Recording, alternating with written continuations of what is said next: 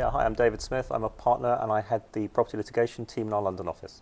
Hi, my name is Phil Hind. I'm a partner in the property litigation department at JMW in London. Which brings us to short residential tenancies. Yeah, Renters Reform Bill.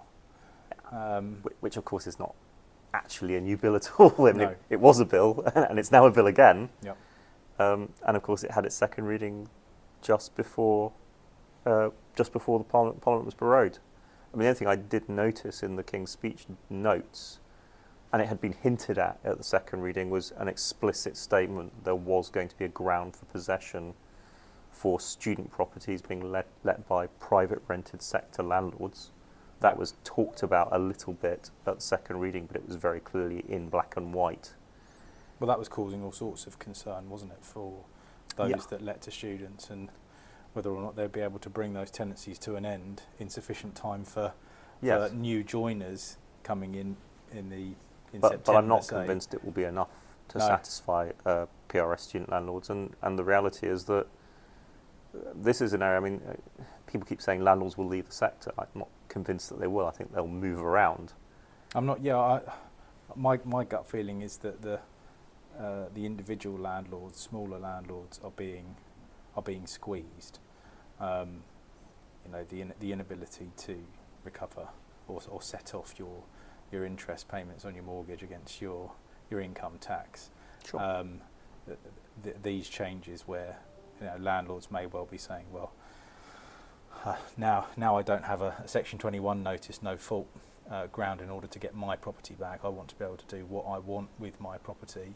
Now I've got to wait at least 6 months, and I've got to show repeated rent arrears potentially, or I've got to show that I'm going to move into the property or that I'm going to sell the property.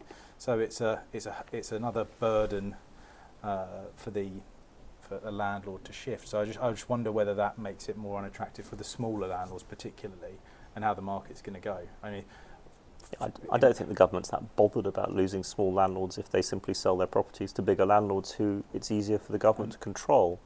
And it's probably easier for them to run.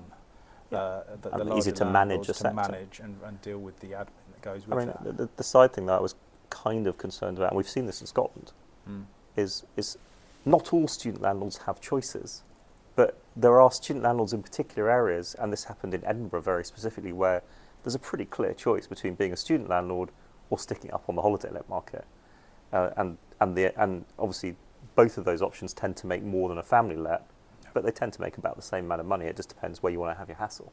Yeah. Now there are student landlords in places in England, in London most obviously, but no less in attractive cities like York, where tourists want to go, and Oxford equally, where tourists want to go, who actually have a straight choice. They don't have to be student landlords, and for about the same kind of money and a slightly different layup, they can simply put their properties into the short let market. Yeah. And obviously the government's pushing forward with its short let restrictions and a short let planning restriction, but that's not in place yet. And some of those landlords, I think, will vote their way out of the student market before the government can stop them. Yeah. And put their properties on Airbnb. And put their properties on Airbnb. Other platforms are available. And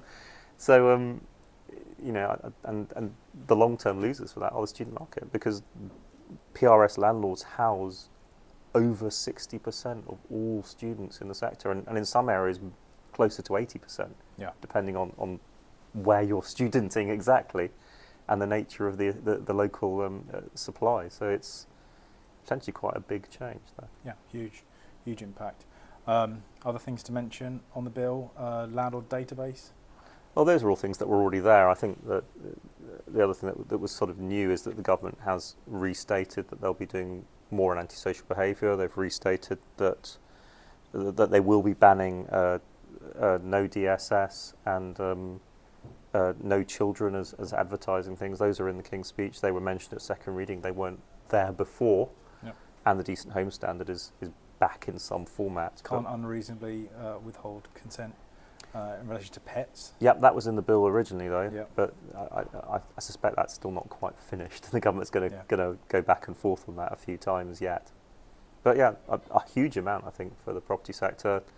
albeit that one of those things is reheated and one was clearly advertised, but actually is a huge change potentially for just really a vast amount of properties, and for developers just totally alters the dynamics of how they deal with property. You know, developers had been moving away from leasehold sale into build to rent. Yeah, ASTs. Some of them were thinking, well, do I really want to do build to rent if you're going to change the law with the Renters Reform Bill? Now they'll be looking again at leasehold and then saying, well, actually, is that not attractive? Because I can't really sell off the freehold anymore. There's no big ground rent tag. If you don't, yeah, it's going to be a difficult decision to make. Yeah, and obviously the nuclear option is that they go and invest their money somewhere else altogether. Yeah, that's very true.